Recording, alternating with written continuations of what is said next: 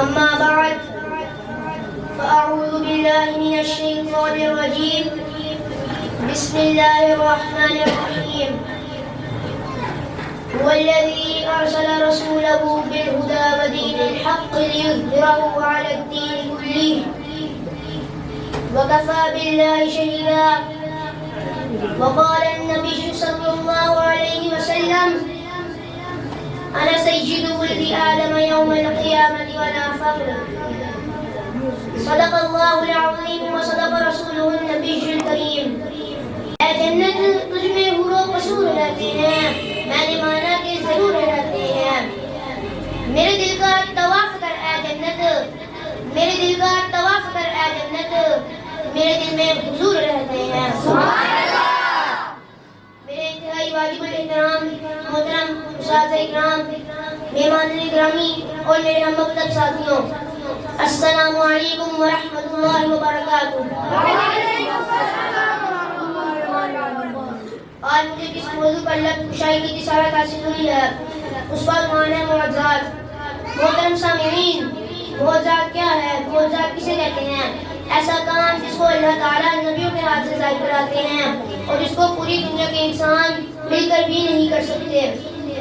اللہ تعالیٰ نے دنیا میں جتنے بھی نبی بھیجے ہیں، ہر نبی کو کوئی نہ کوئی معجزہ ضرور عطا فرمایا ہے. جو بھی نبی دنیا میں آیا اللہ تعالیٰ کی طرف سے کوئی نہ کوئی معجزہ ضرور لے کے آیا. جب میں نے باقی انبیاء کی سیرت کا مطالعہ کیا تو پتہ چلا کہ ہر نبی کو اللہ تعالیٰ نے کوئی نہ کوئی معجزہ ضرور عطا فرمایا ہے. لیکن جب میں نے اپنے آخری نبی جناب محمد مصطفیٰ عربی صلی اللہ علیہ وسلم کے معجزات پر نظر ڈالی تو پتہ چلا کہ ہر نبی کے معجزے کی جھلک رسول اللہ صلی اللہ علیہ وسلم کے معجزات میں ضرور ملتی ہے. اس کو دیکھ کر، جس کو سن کر انسان خود بخود ہی کہنے پر مجبور ہو جاتا ہے جہاں کے سارے کمالات ایک تجھی میں ہیں، جہاں کے سارے کمالات ایک تجھی میں ہیں، تیرے کمالات کسی میں نہیں مگر دو چار. مثال کے طور پر حضرت نوح علیہ السلام کا تذکرہ باب پارے میں تفصیل کے ساتھ موجود ہے کہ جب حضرت نوح علیہ السلام نے اپنی قوم کو 950 سال تک اسلام کی دعوت دی اور قوم نہ مانی تو حضرت نوح علیہ السلام نے اللہ تعالیٰ سے اس قوم کے لیے بددعا کی. اللہ تعالیٰ نے اس قوم کو، اللہ تعالیٰ نے اس بددعا کو قبول کیا.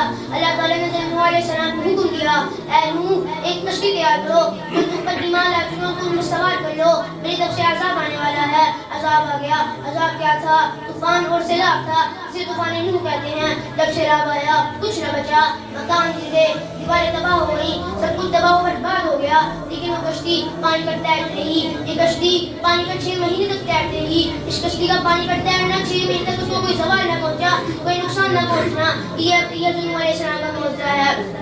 قرآن کہتا ہے بس یہ 6 مہینے تک پانی پر تیرنے والی کشتی ایک جوری پہاڑ پر ٹھہر گئی. یہ نوح علیہ السلام کا معجزہ ہے جو برحق اور یقینی ہے. اسی معجزے کی جھلک رسول اللہ صلی اللہ علیہ وسلم کے معجزے میں ملتی ہے کہ ایک دن حضرت رسول اللہ صلی اللہ علیہ وسلم دریا کے کنارے پر تشریف فرما تھے. وہاں پر ابو جہل کا بیٹا آیا. اس نے کہا اے محمد مجھے اپنی نبوت کی کچھ نشانی دکھاؤ تاکہ اس کو دیکھ کے میں تمہاری نبوت کو قبول کر لوں. حضور صلی اللہ علیہ وسلم نے فرمایا اے اکرامہ بن ابی جہل دیکھو میں دریا کے ایک کنارے بیٹھا ہوں، تم دریا کے دوسرے کنارے جاؤ، وہاں ایک پتھر ہے، اس کو جا کے میرا پیغام دو، میرا سلام دو. ان محمد یدعوک، تمہیں محمد نبی صلی اللہ علیہ وسلم بلا رہے ہیں. اکرامہ کو تعجب ہوا، اکرامہ حیران ہوا. بھلا پتھر بھی کبھی سنا کرتے ہیں، بھلا پتھر بھی کبھی بولا کرتے ہیں. رحمت علی نبی نے فرمایا اکرامہ تم جاؤ تو صحیح، تمہارا کام اس کو پیغام دینا ہے، اس کو سنانے میرے رب ذوالجلال کا کام ہے. اکرامہ بن ابی جہل آپ صلی اللہ علیہ وسلم کے حکم کے مطابق دریا کے دوسرے کنارے جا پہنچتا ہے. وہاں پر اس کو ایک پتھر نظر آتا ہے. اس کو آپ صلی اللہ علیہ وسلم کا سلام دیتا ہے، آپ صلی اللہ علیہ وسلم کا پیغام دیتا ہے. اتنے میں کیا دیکھتا ہے؟ وہ پتھر پانی پر تیرنا شروع کر دیتا ہے. وہ تیرتے تیرتے حضور صلی اللہ علیہ وسلم کی قدموں تک جا پہنچتا ہے.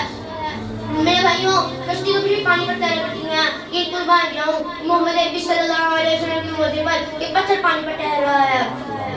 پھر مجھے کہنے دو جہاں کے سارے کمالات ایک تجھی میں ہیں، جہاں کے سارے کمالات